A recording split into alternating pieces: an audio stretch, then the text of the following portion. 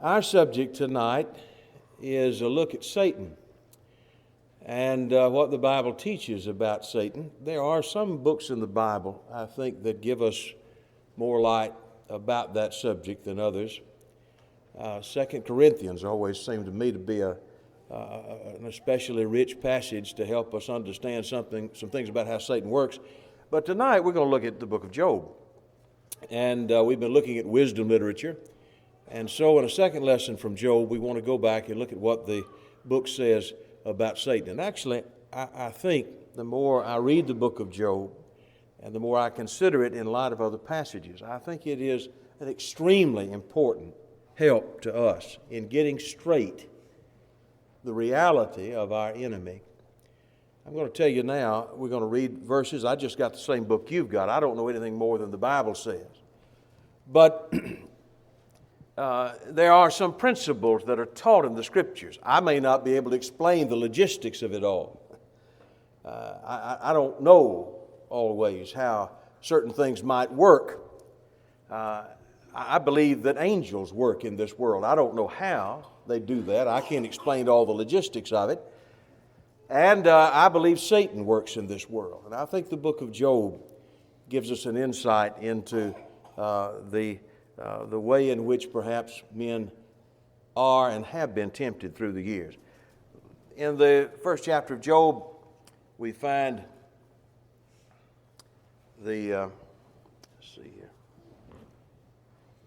All right. Well, I don't like that chart that much. In fact, I was thinking when, I think it's turned on. Sorry about that. I was thinking when I was looking at that chart a minute ago, it's rather dramatic. And if somebody in the audience is scared of snakes, that's probably it's a chart I need to change. So I apologize for that, and I hope that maybe it'll won't be too much of a hindrance to us. I've been here 2 days and I've broken everything. I used to think that I was paranoid that machines hate me, and now I realize it's just true. So, let's start over. Try it again. What do you say? Thank you, sir. I appreciate you working with this. All right. I think that's going to take us to the very start of this thing, and it's nobody wants to hear me preach last night's lesson again. That was the longest 12 hours of their life as it is. I apologize. You're fine. Can I intervene in this? Let's see if we got a way to blot this out a minute. Well, that's way down there. Okay, yes, sir, right there. Thank you very much. How about that? Just like downtown. Just have the right man. Thank you, sir. Appreciate that very much. All right, that was smooth. We're talking about the devil in the book of Job. First chapter, we read about the enemy. Now, there was a day when the sons of God came to present themselves before the Lord, and Satan also came among them. And the Lord said unto Satan, Whence comest thou? And then Satan answered the Lord and said, From going to and fro in the earth and walking up and down in it. And the Lord said to Satan, Hast thou considered my servant Job, that there is none like him in all the earth, a perfect and upright man, one that feareth God and escheweth evil? And then Satan answered the Lord and said, Does Job fear God for naught? Hast not thou made a hedge about him and about his house and about all that he has on every side? And thou hast blessed the work of his hands, and his substance is increased in the land. You put forth your hand now and touch all that he has, and he'll curse you to your face. And the Lord said to Satan, Behold, all that he has is in thy power. Only upon himself put not forth thine hand. And so Satan went forth from the presence of the Lord. And then in the second chapter, again there was a day when the sons of God came to present themselves before the Lord, and Satan came also among them to present himself before the Lord. And the Lord said unto Satan, From whence comest thou? And Satan answered the Lord and said, From going to and fro in the earth, and walking up and down in it. And the Lord said unto Satan, Hast thou considered my servant Job, that there is none like unto him in all the earth, a perfect man, an upright man, one that fears God and eschews evil? And still he holds fast his integrity, although thou movest me against him to destroy him without cause. And Satan answered the Lord and said, Yea, skin for skin. All that a man hath he'll give to save his life. Put forth now thine hand, and touch his bone and his flesh, and he'll curse thee to thy face. And the Lord said unto Satan, Behold, he is in thine hand, but save his life. And so Satan is introduced in the book of Job in these two passages. The word Satan, the name Satan, the term Satan, is one of those transliterated words. They just bring it over from one language to another. This is a Hebrew word, Satan, and it means literally an opponent. It's the idea of an enemy, an adversary. It's used, I think, for the first time over in Numbers chapter 22, and that's the story of Balaam and how that Balaam, you remember, in rebellion had desired to help out the king of Moab, and while he's on the way, the angel of the Lord meets him and is said to be an adversary to him, a Satan to him, literally. It's used in, maybe my favorite example is over in 1 Samuel 29. This, you remember, is the context where David is on the run from Saul. Saul's days are numbered. He's about to face his last battle. David had to leave Israel, and now here he is among the Philistines. He's been taken in by one of the lords of the Philistines, a guy named Achish. And poor old Achish, he's just completely out of his depth here. He's convinced that David is his loyal servant. And so here they are lining up to go to battle. That old Mount Gilboa to fight Saul. And the other lords of the Philistines pull up and they say, Is that who I think it is? Is that old Mr. David killed his 10,000? You're kidding me. That's my loyal, faithful servant. Achish says, he's estranged from Saul, you know. And they said, Yeah, I know how you can get back with him. The heads of all these men here. Send him wherever you keep him. We don't want him here. He will be an adversary to us. And the same word is used there. So the word has a variety of meanings. But in Revelation chapter 12, we find the most, commonly thought of use of the word.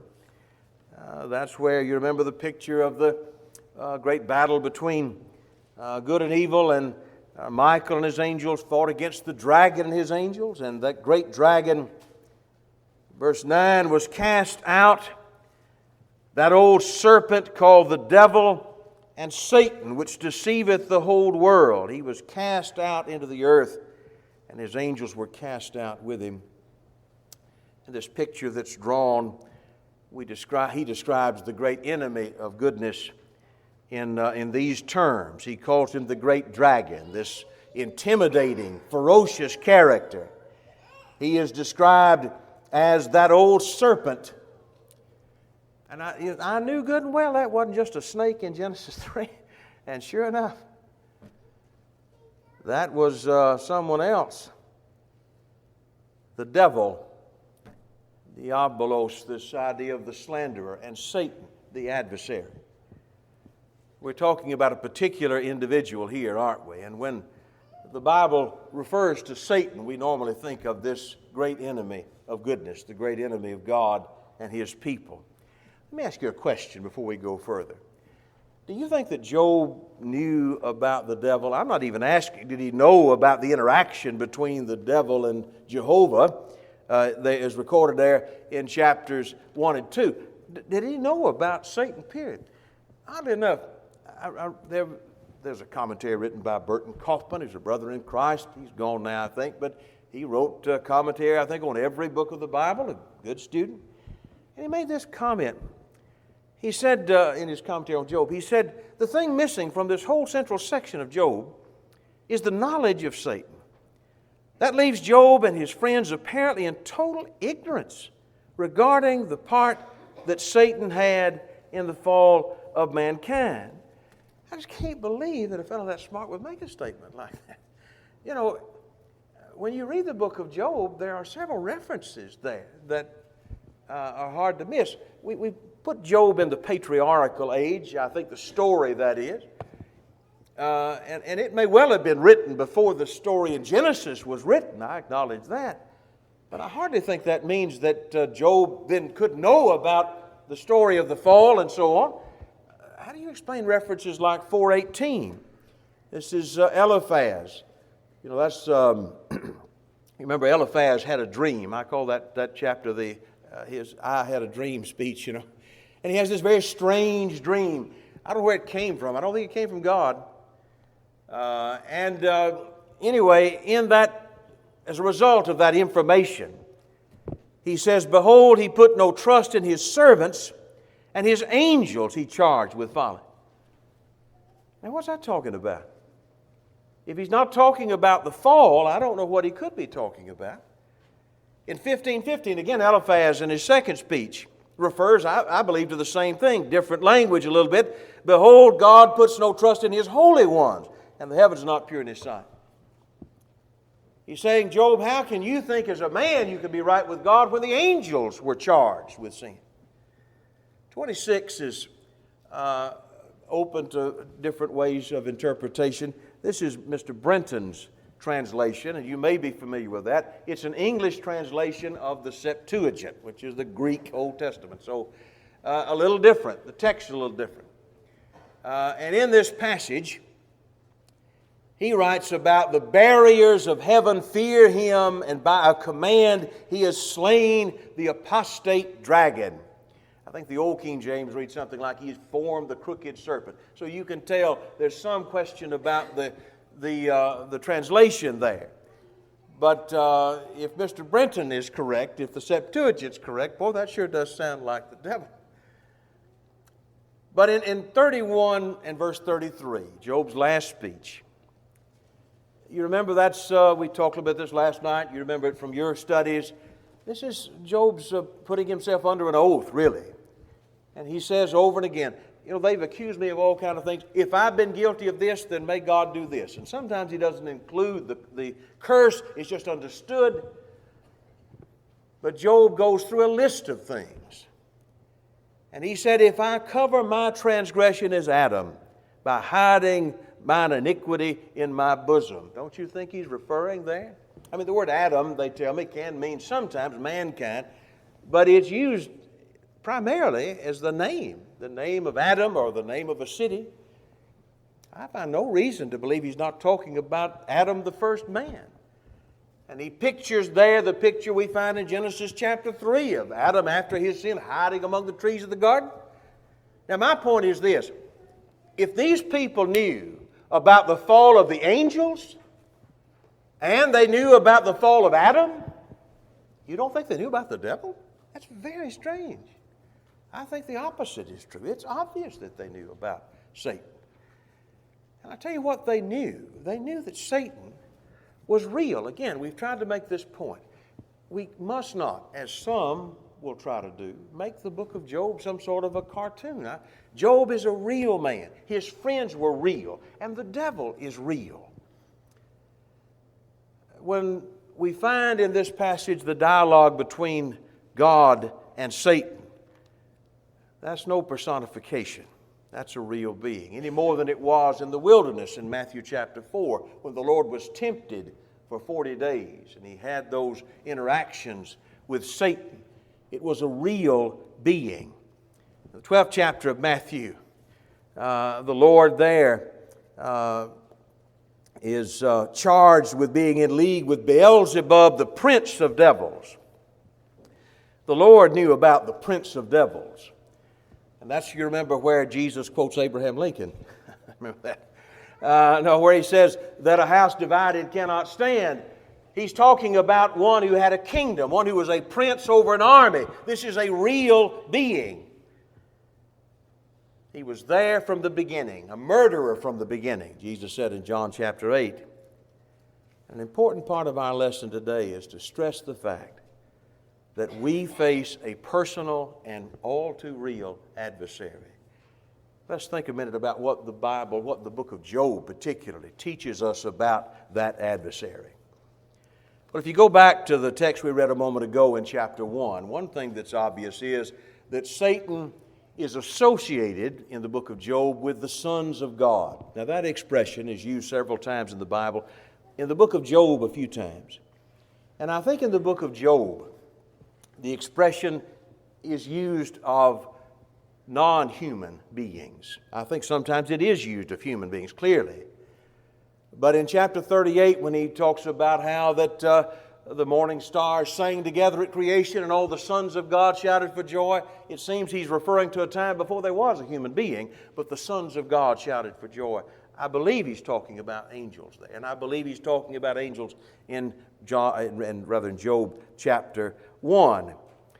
Some of the modern speech translations or some of the later translations that are thought translations instead of necessarily being careful with the words, but they just go ahead and promote that idea, the heavenly beings, as the RSV says, or the NRSV. And as one says, the NIV says the angels. So I think they're right on this occasion, at least in their understanding. Is Satan an angel? What do we say about that? Well, the only time I can remember that Satan is identified directly as an angel is in the figurative language of Revelation. You may remember something I don't, and feel free to share that with me. But in Revelation 9 and verse 11, he's called there the angel of the bottomless pit. So at least in that passage, he is referred to as an angel. In looking at what we know and what we can tell about the origin of Satan, and by the way, we acknowledge the fact that really we piece a lot of things together. I'm not personally convinced that Isaiah 14 is going to give us the answer to where Satan came from. He pretty clearly indicates there he's talking about somebody else. If there's some double meaning, maybe, but I don't feel comfortable enough getting on that limb. Or Ezekiel 28, same thing. But what we do know about the origin of Satan, I think we can deduce from certain facts. And by the way, maybe there's a purpose in that. I heard an old fellow say one time, you know, there may be a reason why we don't just have a chapter that tells us all about the origin of Satan. Maybe the Lord doesn't want us to be too fascinated with the origin of Satan. And that may be true. But what can we know? Well, Colossians chapter 1 and verse 16 tells us that by Him were all things created that are in heaven and that are in earth, visible and invisible. Whether they be thrones or dominions or principalities or powers, all things were created by Him and for Him, and He is before all things. And by Him all things consist. So what do we learn here? There's one Creator, and everyone else is creature, including the devil. The devil is not an eternal being. All things were created by Him. All principalities, all powers that are in heaven and in earth. It's a little later on in the letter that Paul writes about the triumph of Christ. And in verse 15 of chapter 2, he writes that Christ, by His victory over death, spoiled principalities and powers. Same word there. Maybe human principalities are in mind in chapter 15, but not verse 15, but not exclusively. The principalities, even those created good, certainly turned. In 2 Peter chapter 2 and verse 4, some of those that were created by God, and God created all things good, some of those who were created good sinned against God. Peter makes the point, you remember, 2 Peter 2 and verse 4, God spared not the angels that sinned, but cast them down to hell and delivered them into chains of darkness to be reserved unto judgment. So what do we know about the origin of Satan? We know that God made all things, He made all things good, and at some point there were those angels who sinned. We assess Satan to be a part of that number, and they were to be set aside for punishment. I had a lady call me here a while back, and she said, I know you probably told me the answer to this before, but where did the devil come from? So I started out, and maybe I took a little more time and said a little bit better than I did just now, but I tried to go through the passages that we just read. And when I got through, she said, so you don't know either? And I said, no, ma'am, I don't know either. If it's not that, I don't know. But I think there is a point to be made there, that there are rebellious angels. And God uses them also to work a certain purpose. Somebody's described the devil as the head of the ministry of temptation. Or as one fellow called him, God's buzzard. I like that. You know, buzzards are filthy, but they sure do serve a purpose. And in God's purpose, even the rebels work ultimately His purpose, not to their credit. It's like the passage in Isaiah chapter 10 that we're familiar with, where Isaiah points out that Israel is begging for judgment, and it's going to come, and it'll come through a source that might be surprising. O Assyrian, the rod of mine anger, the staff in their hand is the rod of my indignation. And I will send him against a hypocritical nation. This is Isaiah 10, verse 6. And against a people of my wrath, and I will give him a charge to take the spoil and to take the prey and to tread them down like the mire of the streets, verse 7. Howbeit he meaneth not so.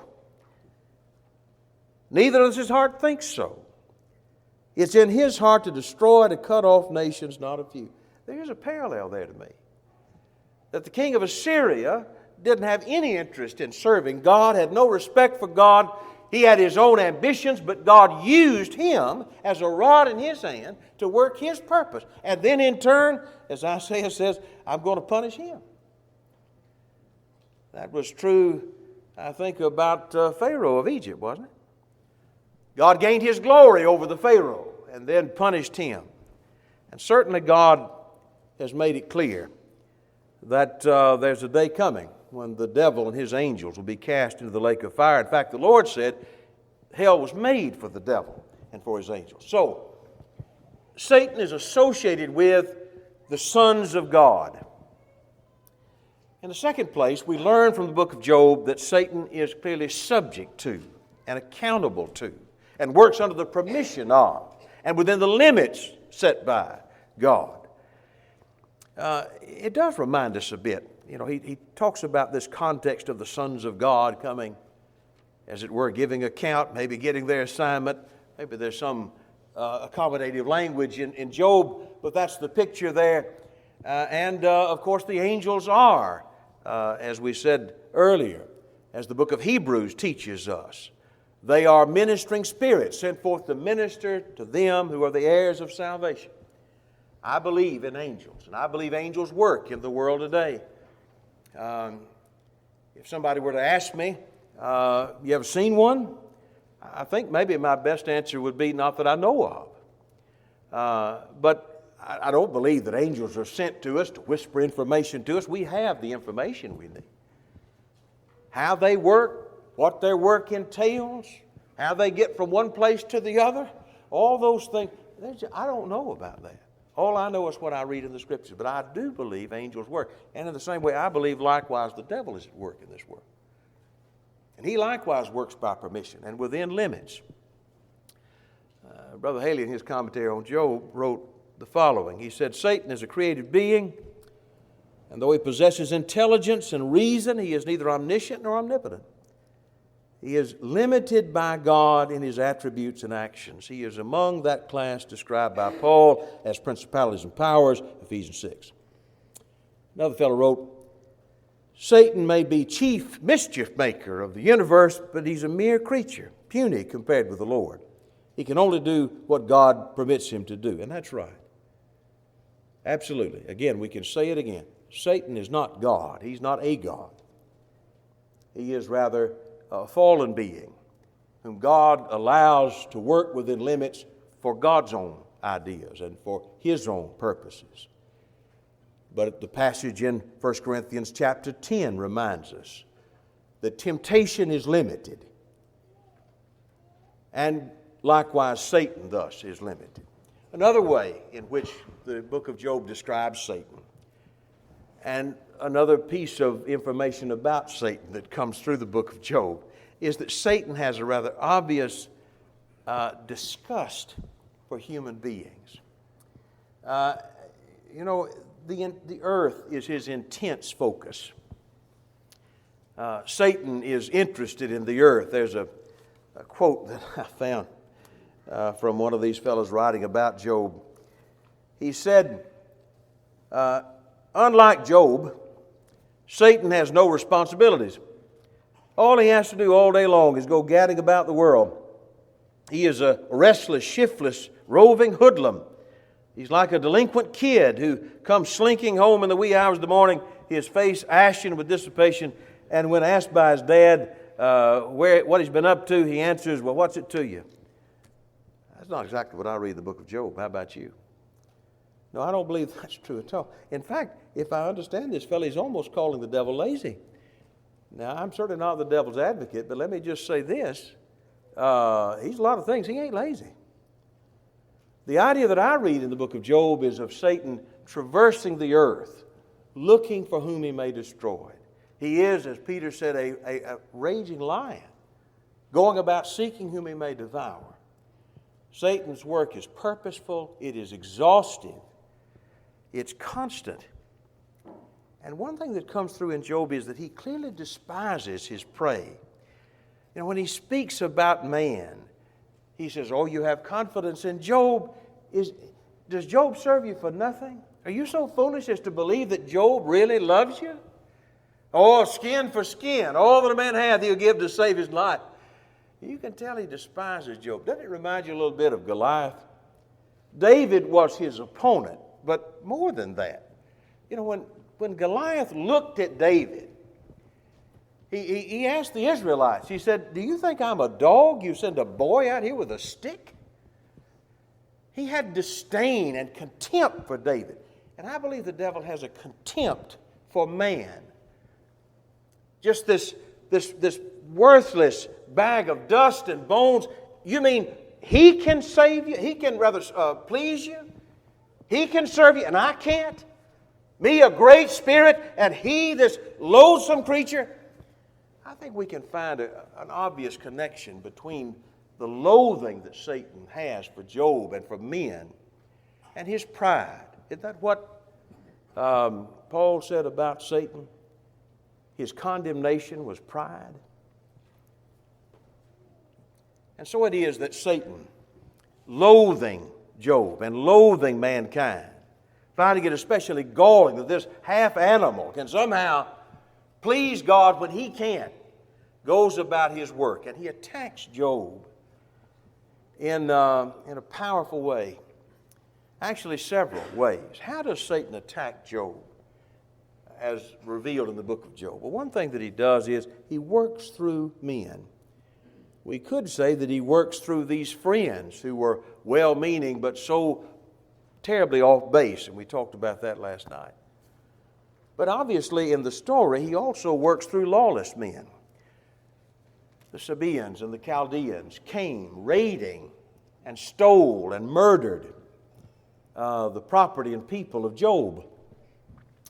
Well, maybe that doesn't seem so unusual to us. After all, Satan is a tempter, and if men are tempted to steal and to kill, well, that's just the nature of sin.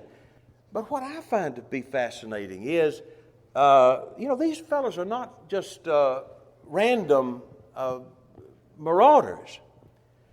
You look at the book of Job and you see the precision here. Here are these people who come all this way to attack one man at this particular time. Now, I can't explain to you exactly how Satan arranged that, but you can be sure it was arranged. I do not believe Satan can force anybody to do anything against their will. God doesn't choose to. Satan cannot. But that's what happened. That these men did their meanness at this place at this time. Now that says something about the power of Satan. Tell you another thing that we find. He works through what we might call the forces of nature. A great wind that comes along and destroys the house that Job's children are in. And the fire of God, as it's called, that comes likewise to destroy. By the way, if you want to know what the fire of God is, the pulpit commentator, Mr. Rawlinson, gives you the answer. He says, the fire of God has fallen from heaven. The fire of God is undoubtedly lightning. And he gives the reference in Numbers 11 and in 1 Kings 1 about Elijah. And he says, this Satan under permission might wield, as he is the prince of the power of the air, Ephesians 2.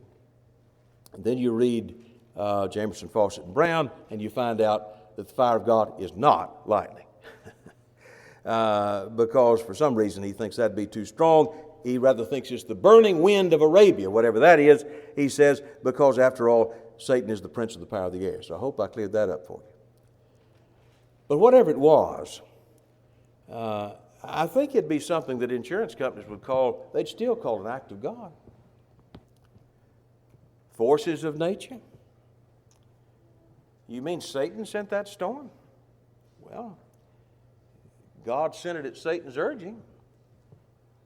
Whatever you want to say, he's certainly connected with it. You believe that Satan sends the storms? Or he's behind the storms? Well, he was in this case. You think that Satan is responsible for the robberies and murder? Well, he was in this case.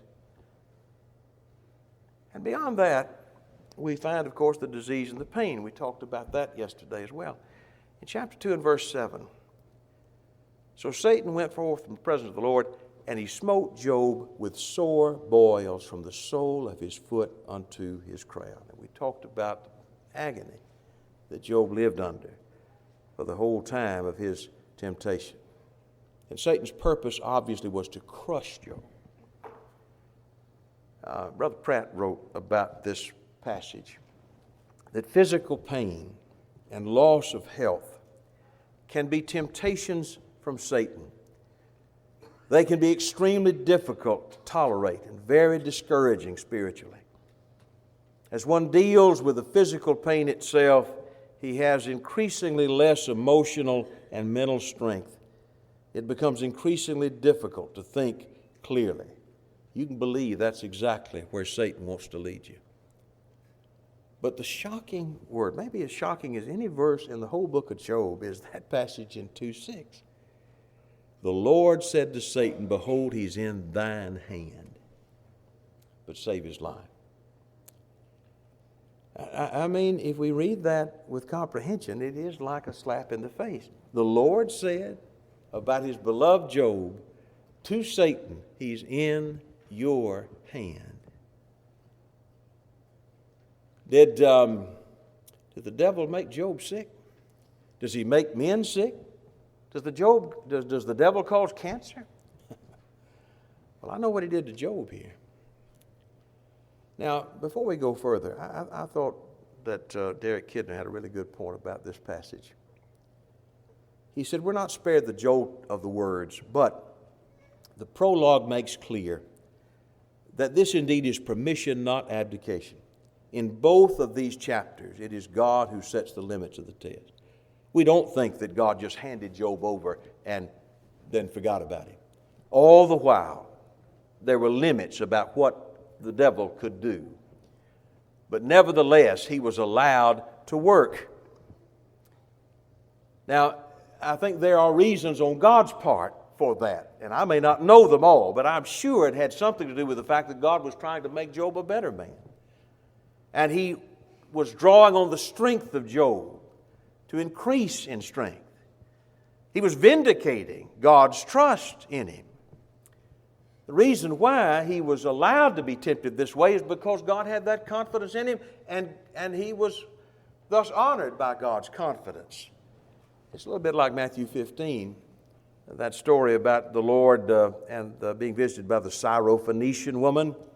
And she has a daughter who's in very bad shape, and she comes to Jesus for help and asks Him for help for her daughter, and He doesn't answer a word. And then the disciples say, Lord, won't you send this woman away, a Gentile?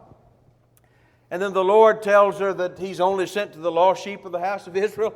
And the woman keeps asking. And finally He says to her, you know, it's not fit to take the children's bread and cast them to dogs. I've heard some preachers sometimes say that Jesus called this woman a dog and insulted her. He did no such thing. But He did not immediately respond to her request. And I believe He is drawing out of her something great, and He gets it. And she says, yea, Lord, truth, Lord. But even the dogs eat the crumbs. And He said, that's right. And be it as you will. And I think in some ways that's what God does here in this agony, as He draws from Job this greatness. And it's like the old saying we've all heard, God picks the strongest backs for the heaviest loads. And so if you have that load to carry, it's because God knows you can. And because whatever plan He has, it's intended for your good. While the devil's trying to crush you, the Lord wants to bless you. And so we see, I think, in this, the working here, this dynamic, if you will, between God and man and Satan. As we mentioned the other night, we ought to always remember this too, that the whole time that Job was being tempted, I believe it likewise was painful to God as his father as well. But it's this dynamic of God allowing Satan to tempt man and then man responding to God that we find in the book of Job. And we ask this question, is this a unique event? Or is it something that's very rare? I don't know where I got that idea as a young student, just first trying to read the Bible. But somehow I got that idea. I don't remember anybody telling me that this is a very special case where Satan was involved in the tempting of an individual. There is a belief about God. It's formally known as Deism, and it goes something like this, that, oh yes, there was a creator. Well, duh, of course there was. You have to admit that. But we don't want a God involved in our daily life, so our belief is that God indeed created the world, and then He just sort of like taking a giant boulder and rolling it off a hill. After that, He was hands off, and it went wherever. He had no control over it, no interest in it. I don't believe that at all. But there are some people that I think that look at Satan that way. Satan is not God, but they think about Satan's work as being really getting man off track at the garden, and from there everything else has happened, and he's pretty well hands off. In fact, one fellow wrote, Satan is not omnipresent and thus is unlikely to be personally tempting individuals. You sure about that? Is that what the Bible says?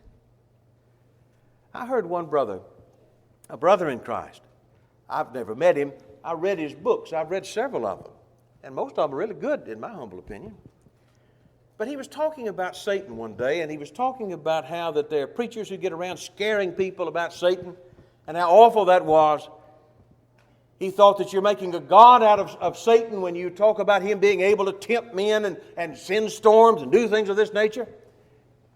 And he got so worked up, he said, I'm convinced that if God wiped the devil out tomorrow, the world wouldn't notice. And I thought, what book are you reading from? I don't believe that. I believe He's not God, but I sure don't believe that. So is the case of this dynamic between God, Job, and Satan, God, man, and Satan, a unique thing to the book of Job. It was in the garden, was it not? Now, there were some unique aspects to this, and here was Satan speaking through this snake and all that. But it's still this idea of Satan being allowed to tempt men, and then men have to make their choice about what they're going to do. Maybe you're thinking with me about that passage over in 1 Kings, chapter 22. And it's the story of Ahab. And Ahab, God loved Ahab. He was a rascal, but God loved him. and tried to help him. He married Jezebel. He was a weak-willed fellow with an awful wife. And he made one mistake after another and one blunder after another. But God continued to work with him. But he had one last chance. He didn't know it was his last chance. Chapter 22, you remember, he wants Ramoth Gilead back. That's a city there on the border of Israel and Syria. And Syria controls it, and he wants it. And so he goes and he calls for Jehoshaphat, king down in Judah, and he says, will you help me? And Jehoshaphat, for some reason, says yes. And why Jehoshaphat had such fellowship with this evil family, I don't have any explanation for. He was a good man who made a terrible choice, and there are a lot of great lessons that come from the mess that made. But anyway, so Jehoshaphat comes up and they put the show on for him, and all of these priests, no doubt, from Dan and Bethel, they all are there. They all say, oh, the Lord is going to bless this. And Jehoshaphat says, is there anybody here besides these priests from Dan and Bethel that maybe can speak for the Lord? And that's when Ahab said, well, there's one guy. It's Micaiah, the son of Imlah, but I hate him. He never says anything good about me. He always tells me bad news. Oh, let's hear from him. So they call him, and the guy that calls him says, now look, the king wants to go, and everybody says go, so you say go. And Micaiah comes out, and he says, go. And Ahab can tell he's just mocking him. And he says, I've told you before, you tell me the truth. You want the truth? Here's the truth. I see Israel like sheep on a mountainside with no shepherd. And Ahab knew what that meant. And so I told you he hates me. And then Micaiah says, okay, here's the word of the Lord. This is verse 19 of chapter 22. He said, I saw the Lord sitting on his throne, and all the host of heaven standing by him on his right hand and on his left.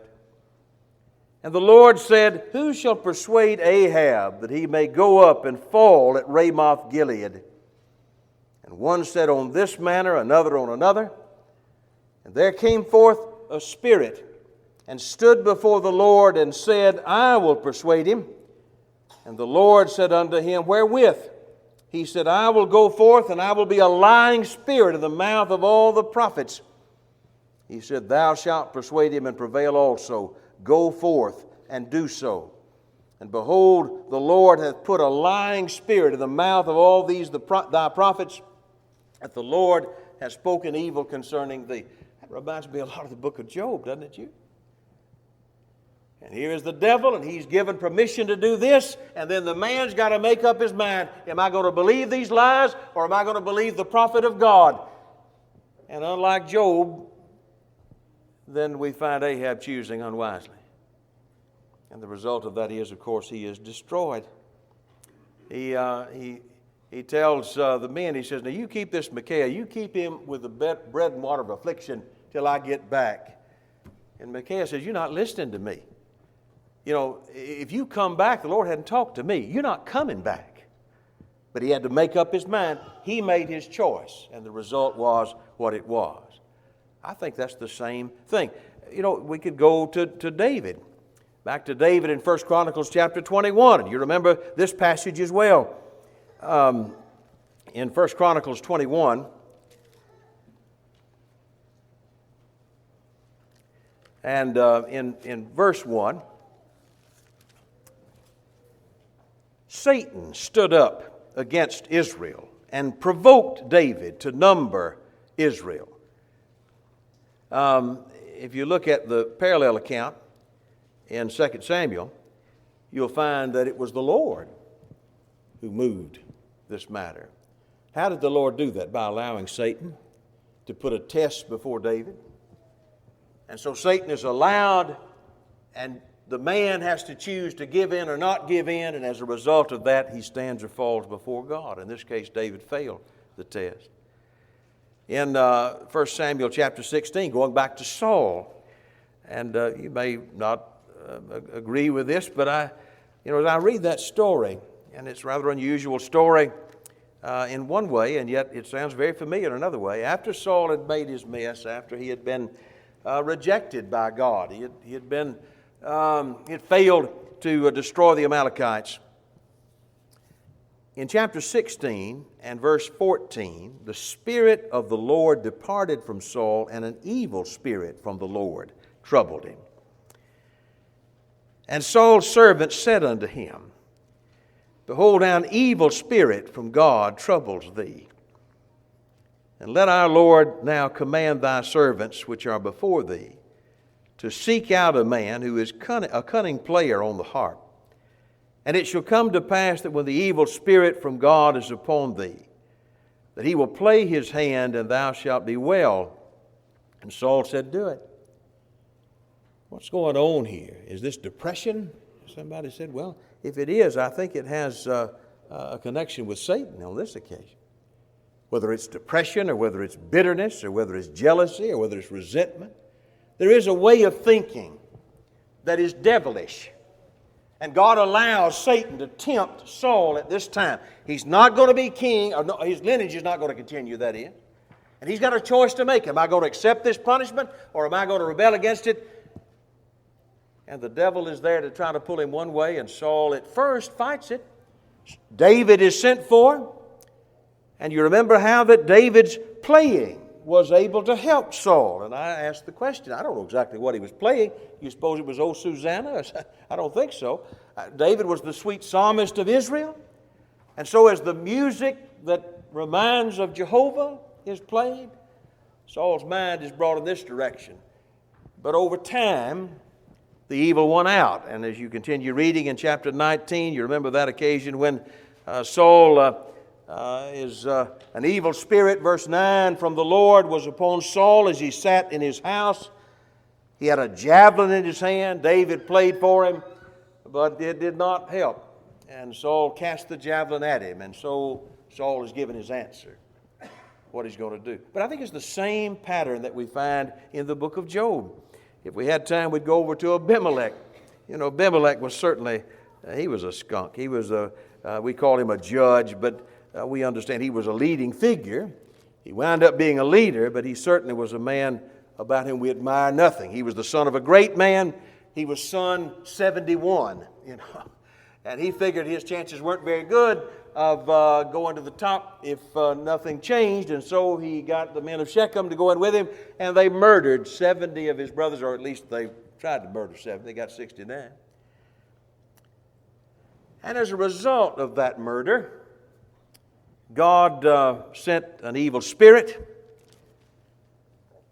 Verse 23 of chapter 9 says, between Abimelech and the men of Shechem. And before it was over, they wiped each other out, or at least they both were destroyed in the process. I think we find the same kind of pattern here. One more that I'll mention quickly, if you'll let me. In the book of John, the 12th chapter, we find in John chapter 12 a story that concerns Judas.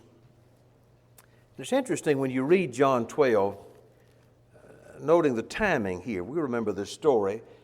Jesus, 6 days before the Passover, came to Bethany, where Lazarus, which had been dead, whom he had raised, was there with him on this occasion.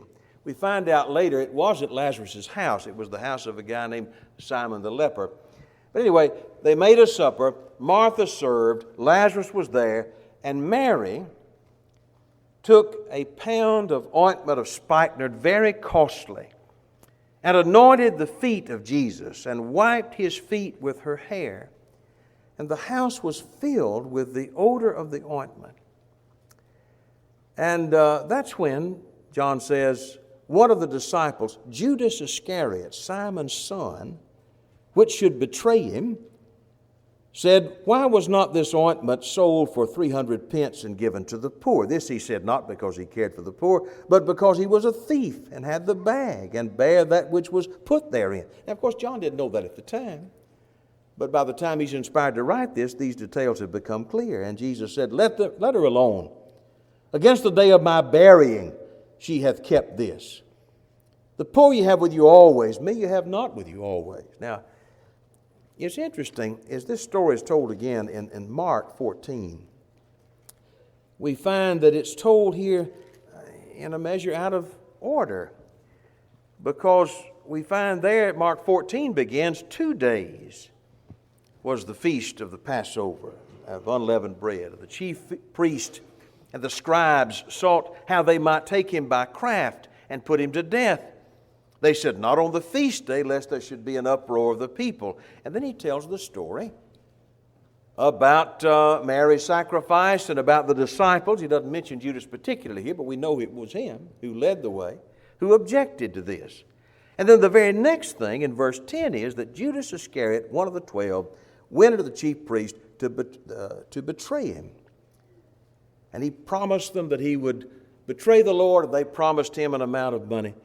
I think the reason why this story of the dinner, which took place several days before, is placed here by Mark is because this was sort of the last straw for Judas. I think he had already decided to check out. I don't know when. He had been skimming from the money. He was sort of thinking, no doubt, hey, I'm about to leave here. I'm tired of this, and I deserve some of this money. It belongs to me. What are you going to do with the money if you're going to be walking around with Jesus all the time? I don't know where he hid it, but anyway, he's skimming money from them. And now we find that Jesus rebukes him and embarrasses him no little. And the next thing you know, that's the last straw, and I'm going to fix him. And so he does. And here's the point, that if you look over in Luke's account, I believe it is, in Luke chapter 22, I'll tell you how Luke describes all of this embarrassment and pride. Luke 22, and there in verse 1, the feast is drawing near, and the chief priest and the scribes sought how they might kill him. They feared the people, and Satan entered into Judas's heart. And he made his bargain. We ought to think about that. Can I say something to you and you won't think that I'm trying to insult you? We don't know each other that well, and so I'm sure I don't have any idea. But if there's somebody in this audience right now that is touchy, thin-skinned, easy to be insulted, if there's anybody here that sees in that description themselves, can I tell you why that is? It is because you are proud, and because the devil is winning that battle in your heart. Now you might say, oh, no, not me. I have low self-esteem. That's a form of pride. Because it connects together in this way, that whether I think too high or too low of myself, it's about me. Now you might ask me, well, how do you know so much about that? Because I got that problem. I don't think I'm particularly thin-skinned, but I tell you, I certainly have been at times. I remember several years ago, and I won't go into the details, we're out of time, but there was I was talking to a fellow, he wasn't even a brother, he was another guy, and anyway, I asked him a question, honest question, and he shot back at me with an answer that I thought was rather disrespectful and cutting, and I held my tongue, but I didn't like it, and driving home I didn't like it. And the next morning when I woke up, I didn't like it. And about 2 weeks later, something happened, and I thought about it again. And at that moment, I had a revelation that hit me in the face like a brick. Wesley, you are eaten up with pride. If you were not, you would not have thought about that 5 seconds. And it hurt me. Because if you'd asked me, hey, why don't you make a list of your faults? Okay, I can do that. But pride wouldn't have been one of them. And there it was. And it made me so ashamed. Pride thinks that it's really a big deal how people talk to me and how they get it right and treat me right. What difference does it make? Why am I important? And I believe that we can find in these details the pride of Judas that might have been a big part of why he made the awful decisions that he made. But you can be sure of this behind it all, it's the devil working on our mind. However he does that, I don't know. But he did it with Judas. He was trying to do it with Job. He did it with David. He did it with Ahab. And I believe he'll do it with us. And so Paul said we don't wrestle against flesh and blood. We wrestle against principalities and powers, not of this world. It's dangerous for us to think about temptation as accidental or incidental. It is purposeful. It is intentional. When it comes to the persecution of the saints, Paul arrived at the church at Smyrna, and he would say, the devil will cast some of you into prison. I believe that's exactly what would happen. 1 Thessalonians chapter 2, Paul writes to this young church. He had to leave in a hurry because things got hot in Thessalonica. And Paul thought it best for everybody if he would leave. And he writes back to them and he lets them know that I would rather be there with you. I tried already to come and to be with you over and again. I don't know what it was that hindered Paul from coming to be back there at Thessalonica, whether it was political, whether it was sickness, whether it was the weather, whatever it might be. But I'll tell you what Paul said. He said, Satan has hindered us. I believe that. Luke chapter 13 and in verse 11, we find in this passage, again, the Lord healing a woman. Behold, there was a woman which had a spirit of infirmity 18 years, and was bowed together, and could in no wise lift herself up. And the Lord said to her, Woman, be loosed of thine infirmity. Of course, it was on the Sabbath day, and there was a great deal of uproar by some on that behalf. But he said to them, What a hypocrite you are. You'd help an animal that was in trouble. Why should we not loose this woman from the bonds of Satan? Satan has bound her these 18 years. And somebody says, well, that's demon possession. Maybe it was, but I don't know any particular reason to demand that. Was Job demon possessed? All I know is she was bound of Satan 18 years. And her problem then was corrected by the blessing of God. 2 Corinthians chapter 12, Paul famously wrote, Lest I should be exalted above measure, because of the abundance of the revelations, there was given to me a thorn in the flesh, the messenger of Satan to buffet me, lest I should be exalted above measure. I besought the Lord 3 times that it might depart from me. He said, My grace is sufficient for you. And I've learned that when I'm weak, then I'm strong. We asked the question, whatever this thorn was, let's just assume for a moment it was some physical malady. Where did it come from? Well, Paul said it was the messenger of Satan. Did Satan want to try to keep Paul humble? Did Satan want to try to make Paul strong? Of course not. God allowed something for one purpose. Satan was trying to do something else. But I believe that Satan was working on Paul. When it comes to sowing bad seed, we see the world filled with all kinds of false religion and false notions. Where does that come from? Just an accident? Just a consequence of the fall and no more? I'll tell you what the Lord said about it. And He's told the parable of the wheat and the tares. He said, an enemy has done this. It's not an accident. This was done purposefully. And the enemy he identifies here as the devil. Satan comes when the word falls upon the wayside soil, and he snatches away the word.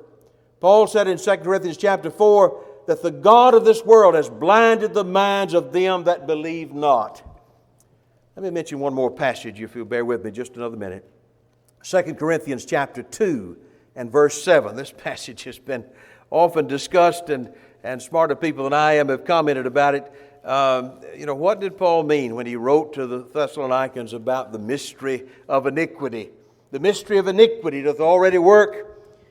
Only he who now letteth will let until he be taken out of the way, and then that wicked shall be revealed, whom the Lord shall consume with the spirit of his mouth, and shall destroy with the brightness of his coming, even him whose working is after the working of Satan, with all power and signs and lying wonders. And people have said, well, this sounds like an individual, and they've tried to make some identification. I don't know anything about that. It seems to me that maybe in the context here, Paul a few years later wrote a letter to Timothy. It happens to be just a page over in my Bible. We call it 1 Timothy.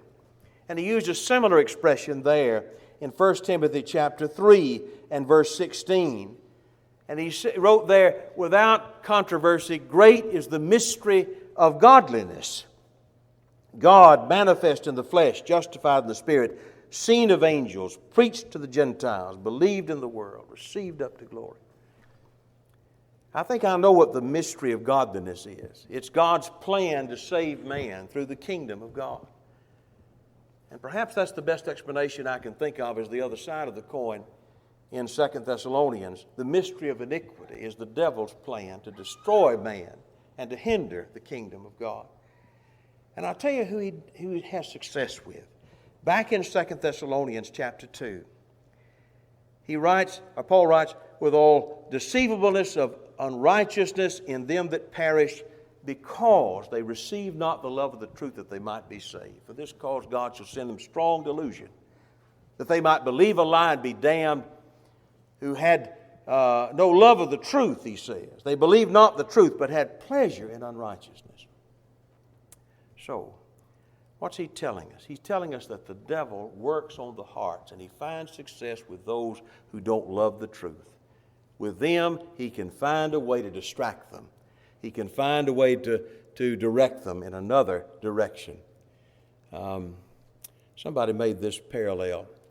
They said, when the Lord called Jonah, called him to go to Nineveh, go to Assyria. Jonah didn't want to do that, so he went down, found a boat going to Tarshish, and tried to go the opposite direction. And this fellow made the point. He said, whatever work that God is calling you to do, if you refuse to do that and rebel against what you know is the will of God, the devil's job is to make sure there's always a boat going to Tarshish for you. And I believe that's exactly the work of the devil. And I believe he's about that, and about that personally. He and his minions. We don't have time to talk about how that the devil also opens doors, I think, at weak moments. What did Paul say to couples who might be apart from each other? Satan will tempt you for your incontinency. What did Paul write to the Ephesians? He said, if you give place to the devil by allowing anger to linger, and so on. So let me bring this to a close. I do not want to give you the idea that the devil is so overwhelming we have no choice or no chance. There's always an opportunity to win. And by the power of God, not only we can win, but we will win. Resist the devil, and he will flee from you. Peter wrote, we can resist the devil, steadfast in the faith, realizing that the very temptations that we face have been faced and won by others. Finally, in Ephesians chapter 6 and verse 10, that great passage, put on the whole armor of God, that ye may be able to stand against the wiles of the devil. And then there's that line in verse 13, wherefore take unto you the whole armor of God, that ye may be able to withstand in the evil day, and having done all, to stand. As a young student, when I read this passage, I misread it. And I read it something along this line. Having done all to stand. Do all you can to stand. That's not what he's saying. I think the sense is given here. Of course, the oldest manuscripts don't have punctuation. But that comma expresses exactly what Paul is saying there. Helps us understand what he's saying there. He's saying, if you will put on the whole armor, if you do all, you're going to win. You will stand. It's a promise. Some of the modern speech translations read that way. When you've done everything you could, you will be able to stand. Job did. He said, as long as breath is in me, and the Spirit of God is in my nostrils, my lips will not speak falsehood, my tongue will not utter deceit. Till I die, I will not put away my integrity from me. I will hold fast my righteousness and will not let it go.